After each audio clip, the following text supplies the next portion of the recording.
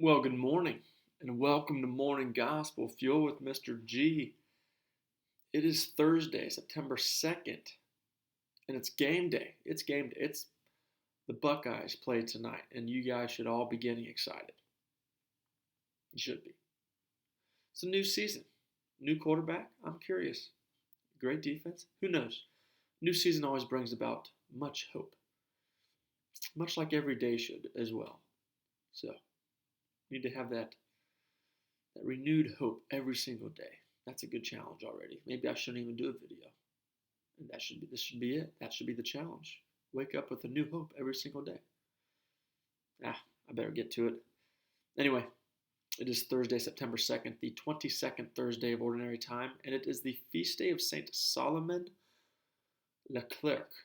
And he was a French religious and martyr of the faith during the French Revolution of the 1700s, and he refused to swear an oath of allegiance to the new French government due to his faith. And so he was arrested, imprisoned, and killed in a garden in Paris.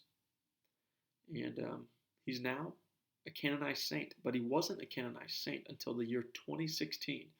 That's not that long ago, especially after being killed back in 1792.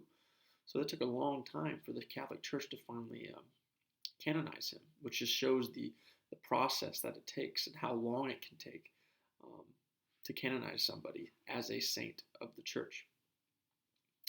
So, Saint Salomone Leclercq is the patron saint of persecuted Christians.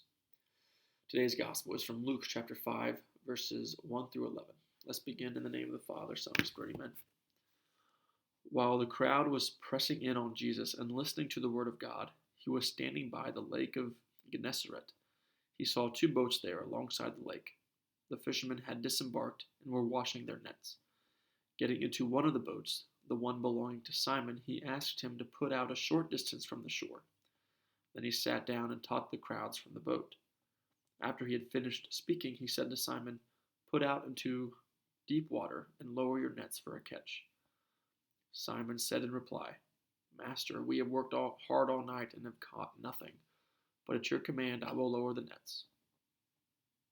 When they had done this, they caught a great number of fish, and their nets were tearing. They signaled to their partners in the other boat to come to help them. They came and filled both boats so that they were in danger of sinking. When Simon Peter saw this, he fell at the knees of Jesus and said, "Depart from me, Lord, for I am a sinful man." For astonishment at the catch of fish they had made seized him and all those with him, and likewise James and John, the sons of Zebedee, who were partners of Simon. Jesus said to Simon, "Do not be afraid. From now on you will be catching men." When they brought their boats to the shore, they left everything and followed him.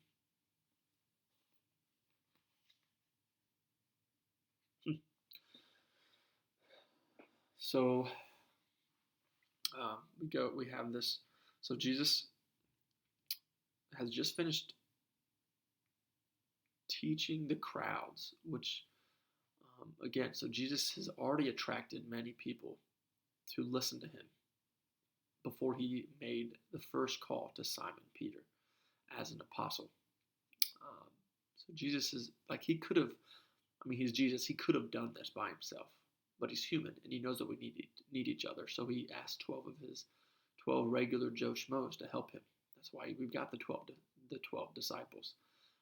And Jesus, he already attracted them, and because it's pretty clear that Jesus already has left a pretty impressionable impact on the crowds and also Peter or Simon and everybody, because even during this dialogue here in Luke's gospel, Simon refers to Jesus as Master, saying, "Master, we have worked hard all night and have caught nothing."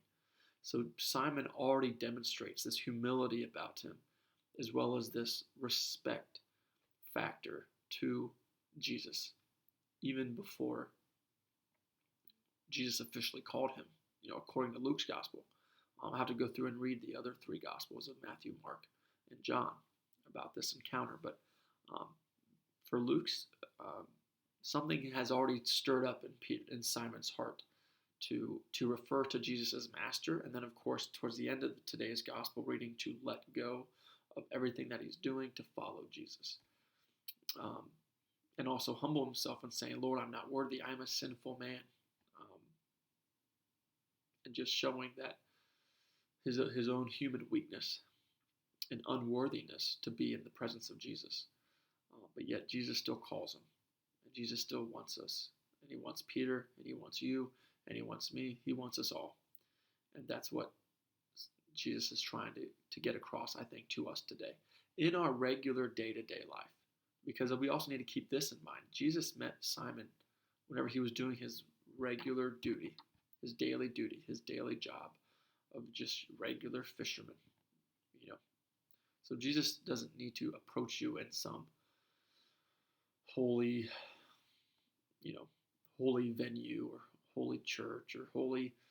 No, he doesn't need to. He wants to meet us in our everyday encounters through what we go through on a daily basis.